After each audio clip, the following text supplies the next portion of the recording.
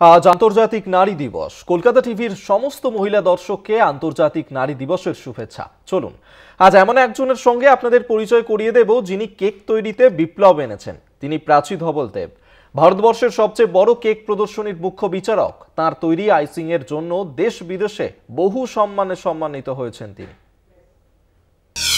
বিশ্বে কেক শিল্পের জগতে যে কয়েকজনের নাম করা যায় তাদের মধ্যে অন্যতম কেক শিল্পী প্রাচী ধবলদেব।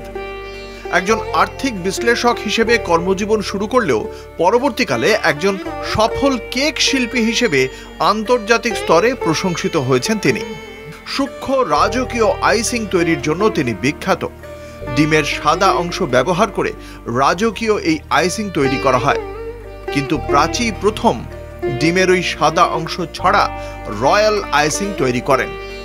আইসিংয়ে ডিমের ব্যবহারের ফলে যাঁরা নিরামিষ খান তাঁরা এই কেকের স্বাদ থেকে বঞ্চিত হতেন। তাঁর তৈরি নকশাগুলি অসংখ্য জাতীয় এবং আন্তর্জাতিক ম্যাগাজিনে স্থান পেয়েছে। তাঁর তৈরি আইসিংয়ের নকশাগুলি স্থাপত্য শিল্পের প্রতি গভীর শ্রদ্ধার প্রতিফলন ঘটায়। অভিনব এই কাজের জন্য প্রাচী 2023 এবং 2024 সালে বার্ষিক ফেমিনা ম্যাগাজিনের প্রিয় 40 জন অনুপ্রেরণাদায়ক ভারতীয় মহিলার তালিকায় জায়গা পান।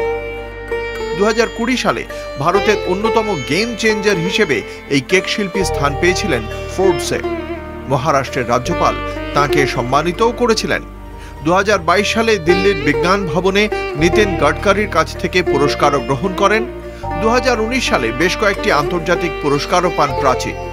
প্রাচী প্রথম ভারতীয় মহিলা যিনি 2019 নভেম্বরে বার্মিংহামে অনুষ্ঠিত কেক মাস্টার্সে রয়্যাল আইসিং সম্মান অর্জন করেন। 2022 এবং 23 সালে লন্ডনের ওয়ার্ল্ড বুক অফ রেকর্ডস থেকে তিনি বিশ্ব রেকর্ড অর্জন করেন। 2024 সালের জুলাই মাসে অক্সফোর্ড বিশ্ববিদ্যালয় তাঁকে ব্যতিক্রমী রয়্যাল আইসিং শিল্পের জন্য সম্মানিত করে।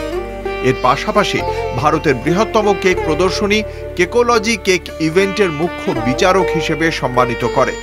নিখুঁতভাবে কেক তৈরিতে তাঁর অবিরাম চেষ্টা, ব্যতিক্রমী দক্ষতা, কঠোর পরিশ্রম এবং নিষ্ঠাই তাঁকে বিশ্বব্যাপী অনুপ্রেরণা করে তুলেছে। কলকাতা টিভি।